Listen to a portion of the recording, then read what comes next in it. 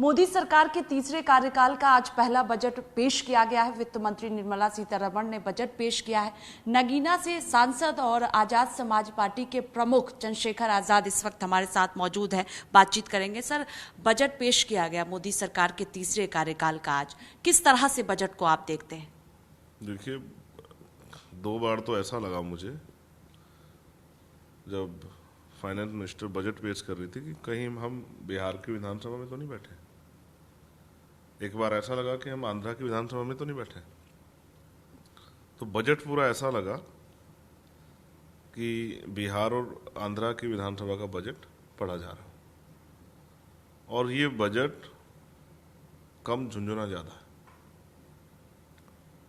क्योंकि जिन उम्मीदों के साथ हम लोग गए थे वो सारी उम्मीदें जो है ठगी गई, हमारी भी और देश की जनता की भी। बहुत तारीफ के पुल बांधे सरकार के लोगों ने, लेकिन सच ये है कि नौजवानों के लिए कुछ नहीं बजट में।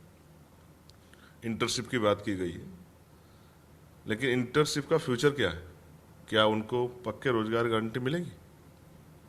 नई नौकरियों पे कोई बात नहीं हुई है। देश में महंगाई कमर तो उठ रही है, लेकिन जो गृहिणी है, देश में ज़्यादा जो महिलाएं हैं वो कामकाजी महिलाओं से ज़्यादा हैं गृहिणी जो घर चलाती हैं। उनके घर का बजट बिगड़ा हुआ है। महंगाई से उनकी जान को कैसे निजात मिले, उनके घर का बजट कैसा अच्छा, इसकी कोई योजना सरकार के पास नहीं। किसानों के लिए बहुत बड़ी बातें की गई, लेकिन किसानों की जो सबसे बड़ी बात है एमएसपी की लीगल गारंटी, उस पर कोई बात नहीं हुई।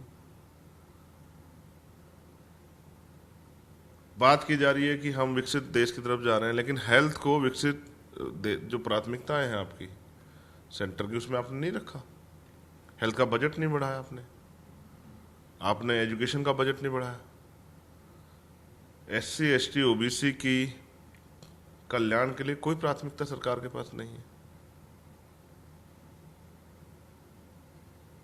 सुनने में अच्छा लगता है कि हम विकसित देश की तरफ बढ़ रहे हैं, लेकिन आज भी देश में गटर में जो है लोग उतरते हैं, गटर साफ करते हैं, और कितने लोगों की जाने जाती। कैसे बनेगा विकसित भारत जब आज भी मैला उठाया जाएगा सर पे, गटर में उतरना पड़ेगा? तो सरकार चाहे तो सफाई कर्मचारियों को भी इस समस्या से निजात दिला सकती थी, एक अलग से बजट का प्रावधान करके। सारे देश में जितने भी नगर पालिका, नगर परिषद है, नगर पंचायत है, वहाँ मशीनों की व्यवस्था कर देती और उन कर्मचारियों को भी पक्का वेतन देती। ऐसा कुछ भी दिखाई नहीं दे रहा है। तो ऐसा लग रहा है कि बजट, कर्मचारियों के लिए बजट में कुछ नहीं। आशा, आंगनबाड़ी कार्यकर्ता, तमाम जो है महिलाएं जो किस तरह छोटे मोटे काम करके अपना घर चला रही हैं, उनके लिए कुछ नहीं है। तो ऐसा लग रहा है कि बजट सिर्फ उद्योगपतियों को खुश करने के लिए और गरीबों को सताने वाला बजट, गरीबों के जख्मों पे नमक छिड़कने वाला बजट जो है आज देखने को मिला। उम्मीद थी कि इस बार कुछ बड़ा बदलाव होगा, कोई भी बड़ा बदलाव देखने को बजट में नहीं मिला। लेकिन सरकार की तरफ से कहा जा रहा है कि सभी वर्गों को ध्यान में रखा गया है, महिलाओं पर फोकस किया गया है, युवाओं पर फोकस किया गया है, किसानों के लिए भी ऐलान किया गया है। सरकार के मंत्री तमाम यही बात कहते हुए नजर आपने भी पढ़ा होगा, अब सीनियर जर्नलिस्ट है, आप बताओ महिलाओं को क्या मिला है? गैस के दाम कम हो गए क्या? महंगाई में कोई चीज कम की? पेट्रोल डीजल के दाम कम किए हो क्या आपने? तो आपने कम क्या किया है? किसानों के लिए क्या किया आपने?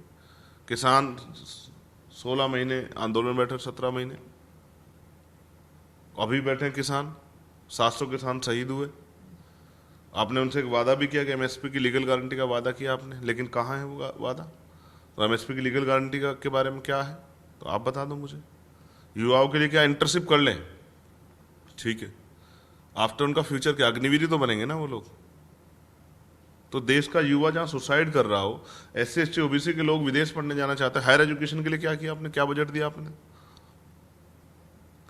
सच ये है, हेल्थ में जितना बजट होना चाहिए उसमें भी 70% कटौती कर दी आपने। ये दिया आपने। और आपका बजट, फिर मैंने कहा कि अपनी सरकार को बचाने का बजट है, कुर्सी को बचाने का बजट ज्यादा दिखाई दे रहा है, ना कि भारत का बजट दिखाई दे रहा है। तो आपको लगता है कि जिस तरह से बिहार को लेकर जो है ऐलान किया गया है बजट में, आंध्र प्रदेश को लेकर किया गया है, तो खुश करने के लिए किया गया है? नीतीश कुमार को बात करें हम या चंद्रबाबू की सरकार है क्या? मैं जानना चाहता हूँ। इस सरकार ने ईसाइयों के लिए क्या जो है उनकी धार्मिक आस्था को मजबूत करने के लिए क्या बजट में क्या दिया है, सिखों के लिए क्या दिया है, इन्होंने मुसलमानों के लिए क्या दिया है? क्या सिर्फ एक ही धर्म की सरकार है? क्यों एहसास करा रहे हो अपने देश के बहुसंख्यक समाज को कि बजट में उनके लिए कुछ नहीं सोचा जाएगा, सरकार उनके बारे में कुछ नहीं सोचेगी? क्यों ऐसा माहौल पैदा करना चाहते हो?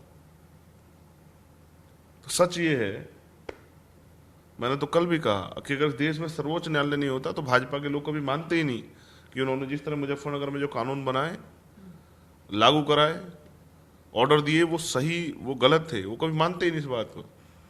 तो भाजपा का जो ये बजट है,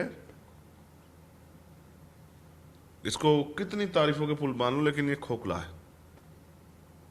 केरल के लिए क्या है इसमें पंजाब के लिए क्या है, हरियाणा के लिए क्या है? कुछ नहीं है। दिल्ली के लिए क्या है इस बजट में? तो सच ये है कि ये बजट पूंजीपतियों का बजट है। और जो कहा जाता था कि भारतीय जनता पार्टी की सरकार जो है पूंजीपतियों की सरकार है, वो सच साबित हो रहा है।